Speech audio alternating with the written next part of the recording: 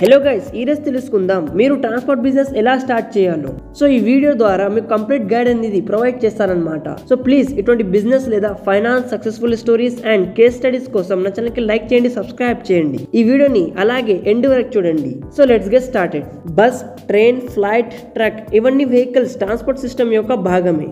ఇవి లేకుంటే civil society అనేది గ్రోత్ అవ్వదు. ఏదైనా పని కోసం ఒక వ్యక్తి ఒక ప్రాంతం నుంచి మరో ప్రాంతానికి వెళ్ళడానికి, అలాగే ఒక వస్తువుని ఒక ప్రాంతం నుంచి మరో ప్రాంతానికి తోలించడానికి ట్రాన్స్పోర్ట్ సిస్టమ్ అనేది చాలా అంటే చాలా ఇంపార్టెంట్ అన్నమాట.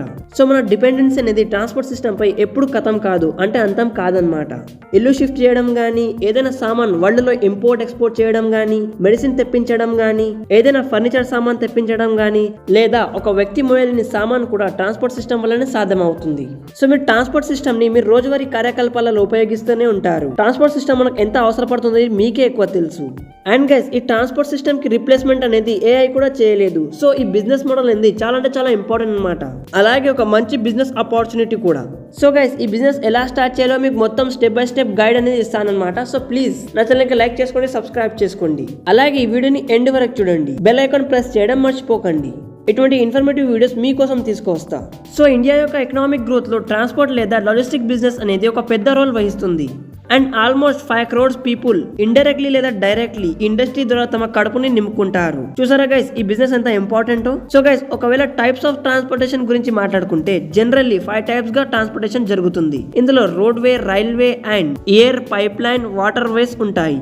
కానీ ఇందులో ఎక్కువ రోడ్ వేస్ అన్నమాట. సో మనం కూడా రోడ్ వేస్ గురించే తెలుసుకుందాం, అంటే రోడ్ ట్రాన్స్పోర్ట్ బిజినెస్ గురించే తెలుసుకుందాం. స్టెప్ 1, ఇందులో మీకు ఫస్ట్ ట్రాన్స్పోర్ట్ యొక్క కరెక్ట్ మోడల్ సెలెక్ట్ చేయాల్సి ఉంటుంది. ఫర్ ఎగ్జాంపుల్, మీరు ప్రైవేట్ బస్ టికెట్ సెలెక్ట్ చేస్తారా, లేదా కార్ ద్వారా టాక్సీ నడుపుతారా, అలాగే లారీ తీసుకుని మాల్ నింపుకొని ట్రాన్స్పోర్ట్ చేస్తారా, ఇది మీ ఇష్టం. సో గైస్, మీరు బిజినెస్ మోడల్ సెలెక్ట్ చేసుకున్న తర్వాత ఇప్పుడు తెలుసుకుందాం నేషనల్ పెర్మిట్ అంటే ఏంటో, అలాగే స్టేట్ పెర్మిట్ అంటే ఏంటో. నేషనల్ పెర్మిట్ అంటే మీ వెహికల్ అనేది మన ఇండియా మొత్తం తిరగవచ్చు. అలాగే స్టేట్ పెర్మిట్ అంటే మన వెహికల్ అనేది స్టేట్ లో మాత్రమే తిరగవచ్చు. సో గైస్, ఇక్కడ వరకు అయితే మీకు అర్థమైంది అనుకుంటా. అండ్ దీని తర్వాత మీ దగ్గర వెహికల్ కి అయ్యే ఖర్చు అనేది ఉండాలన్నమాట. అలాగే మీరు మీ వెహికల్ కోసం ఒక ఎక్స్పీరియన్స్ డ్రైవర్ ని కూడా ఎంచుకోవాలి.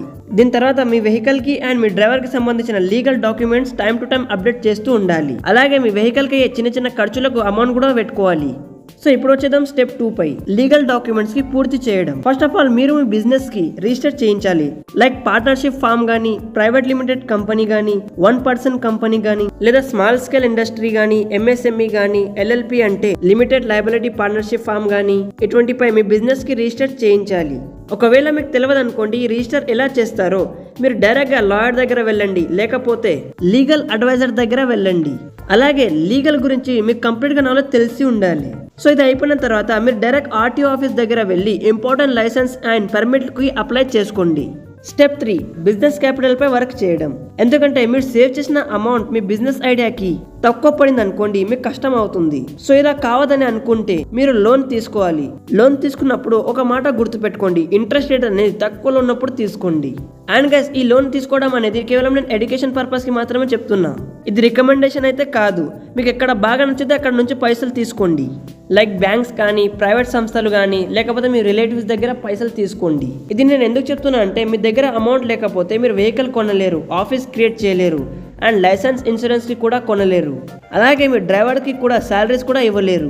సో మీ దగ్గర క్యాపిటల్ ఉండడం అనేది చాలా అంటే చాలా ఇంపార్టెంట్ అనమాట. క్యాపిటల్ లేకుండా మీరు ఈ బిజినెస్ లో ఎంటర్ కాకండి, ఎందుకంటే మీ ఫైనాన్షియల్ కండిషన్ అనేది బ్యాడ్ సిచ్యువేషన్ లో వెళ్ళిపోతుంది. అందుకే క్యాపిటల్ జమ చేసుకుని బిజినెస్ లో ఎంటర్ కాండి. ఇప్పుడు వచ్చేద్దాం స్టెప్ 4 పై, కనెక్షన్స్. గైస్, మీరు మార్కెట్ లో కొత్తగా ఉంటే మీకు ట్రాన్స్పోర్ట్ బిజినెస్ గురించి అవగాహన లేకపోవడం వల్ల మీకు లాసెస్ అనేది అవుతాయి. అందుకే మీరు ఇతరులతో కనెక్షన్స్ పెంచుకోండి. ఎవరైతే ట్రాన్స్పోర్ట్ బిజినెస్ లో ఉన్నారో వాళ్ళతో మీకు నాలెడ్జ్ అనేది దొరుకుతుంది. ఆ నాలెడ్జ్ ని మీరు యూజ్ చేసుకుని మెల్లమెల్లగా ఈ బిజినెస్ ఎంటర్ కావచ్చు. అలాగే బిజినెస్ అనేది కనెక్షన్స్ తో నడుస్తుంది. సో మీకు ఎక్కువ కాంటాక్ట్స్ అనేది ఉండాలి. ఈ బిజినెస్ ఎవరు చేస్తున్నారు, ఎట్లుంటది ఆ కథ మొత్తం. సో ప్లీజ్ మీరు నాలెడ్జ్ తీసుకుని బిజినెస్ లో ఎంటర్ కావాలి అండ్ ఇతరులతో కనెక్షన్ పెంచుకోండి. ఇప్పుడు వచ్చేద్దాం స్టెప్ 5 పై, ట్రాన్స్పోర్ట్ బిజినెస్ నాలెడ్జ్. గైస్, మీరు ఏ బిజినెస్ లో వెళ్ళినా అక్కడ నాలెడ్జ్ అనేది మీకు కంపల్సరీ అన్నమాట. మీ దగ్గర ఆ బిజినెస్ నాలెడ్జ్ ఉంటేనే మీరు ఆ బిజినెస్ నుంచి ప్రాఫిట్ జనరేట్ చేయవచ్చు, లేకపోతే మీరు లాసెస్ లో వెళ్ళే ఛాన్సెస్ ఎక్కువ ఉన్నాయి. సో ప్లీజ్ ఈ ట్రాన్స్పోర్ట్ బిజినెస్ ఎలా వర్క్ చేస్తుంది, ఈ బిజినెస్ లో ఏమేమి ఉంటాయి, మొత్తం నాలెడ్జ్ తీసుకొని ఎంటర్ కాండి.